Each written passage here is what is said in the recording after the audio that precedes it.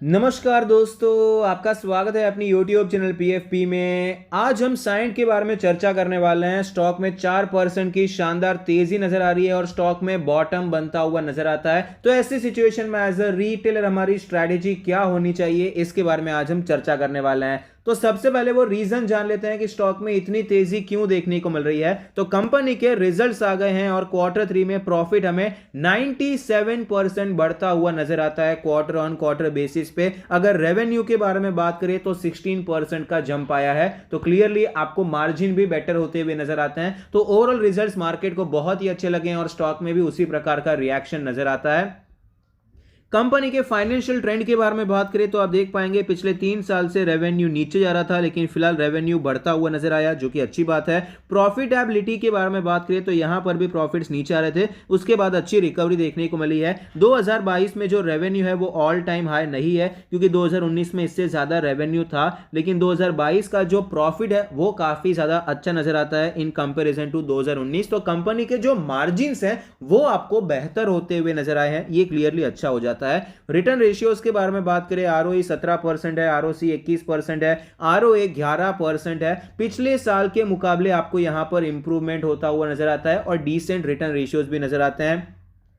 Leverage ratio के बारे में बात करें, डेट टू इक्विटी 0.1 है, इंटरेस्ट कवरेज रेशियो 23 का है। तो लेवरेज रेशियो भी क्लियरली आपको हेल्दी नजर आते हैं, क्योंकि 0.1 मतलब बहुत ज्यादा कर्जा कंपनी पर नहीं है। शेयर होल्डिंग पैटर्न के बारे में बात करें, टोटल प्रमोटर होल्डिंग है 23.37%, जिसमें से 0.3% प्लेज है। Mutual fund 23%, other DII 1% negligible है, FII 32%, retail and other category में 20% की हिस्सेदारी है। शेयर होल्डिंग पैटर्न ओवरऑल बहुत ज्यादा अच्छा नहीं है, क्योंकि प्रमोटर की होल्डिंग कम है और उसमें भी प्लेज है। इंस्टीट्यूशंस का इंटरेस्ट अच्छा है, इस हिसाब से बैलेंस हो जाता है, डिसेंट हो जाता है। रीसेंट ट्रेंड के बारे में बात करें, म्यूचुअल फंड खरीदते जा रहे हैं और एफआईआईज बेचते हुए नजर आते हैं।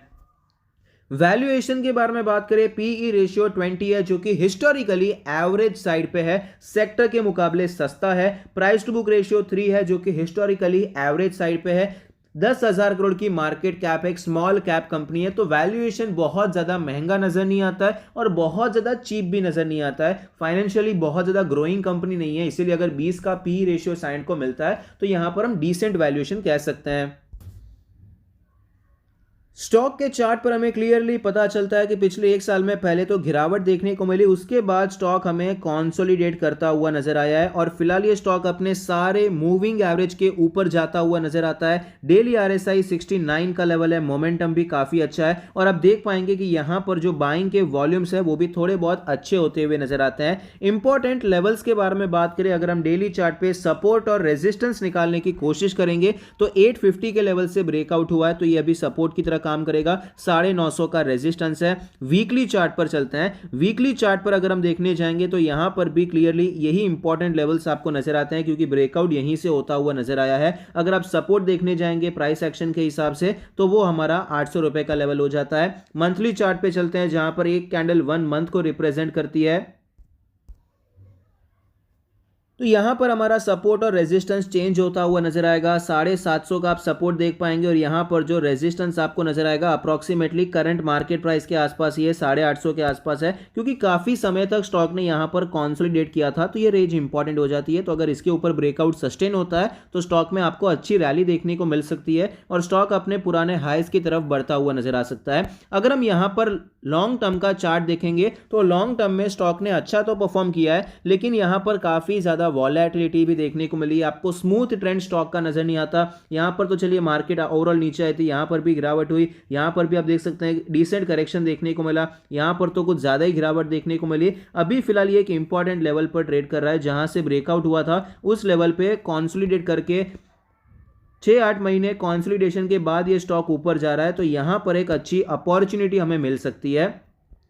अगर हम शॉर्ट टर्म के लिए स्विंग ट्रेड के लिए काम करना चाहते हैं तो करंट मार्केट प्राइस पे खरीदारी करने के बारे में सोच सकते हैं। आज का जो लो है स्टॉप लॉस लेकर काम कर सकते हैं, लेकिन ये स्टॉप लॉस ऑफ कोर्स आपको बड़ा लगेगा क्योंकि यहाँ पर जो स्टॉप लॉस होगा आपको रिस्क रिवॉर्ड रेशियो इतना अच्छा नहीं मिलेगा, क्योंकि जो हमारा नेक्स्ट रेजिस्टेंस है 950 के करीब है। तो एक काम यहाँ पर स्विंग ट्रेड के लिए ये किया जा सकता है कि जब ये रीटेस्ट हो तो रीटेस्ट पे आपको छोटे स्टॉप लॉस के साथ अपॉर्चुनिटी मिल सकती है, तभी आप स्विंग ट्रेड कर सकते हैं। पोजिशनल ट्रेड हालांकि अभी करने के बारे में सोचा जा सकता है, क्योंकि पोजिशनल ट्रेड में हमारा टारगेट लंबा हो जाता है, हम ज़्यादा होल्ड कर सकते हैं। 1200 का, 1100 का, ये सारे टारगेट्स हम यहाँ पर रख सकते हैं। तो करंट मार्केट प्राइस पे खरीदारी कर सकते हैं। 800 रुपये का स्टॉप लॉस रख सकते हैं। अप्रॉक्सीमेटली 10% का आपको स्टॉप लॉस लेना पड़ेगा। आपको रिस्क रिवॉर्ड रेशियो यहाँ पर अच्छा मिल जाएगा। 100 रुपये का भी आपका यहाँ पर स्टॉप लॉस नहीं है, जबकि आपका टारगेट 1200 का लेवल है। तो यहाँ पर 1:3.5, 1:4 के करीब रिस्क रिवॉर्ड रेशियो मिल रहा है। तो यहाँ पर करंट मार्केट प्राइस पे आप खरीदारी कर सकते हैं।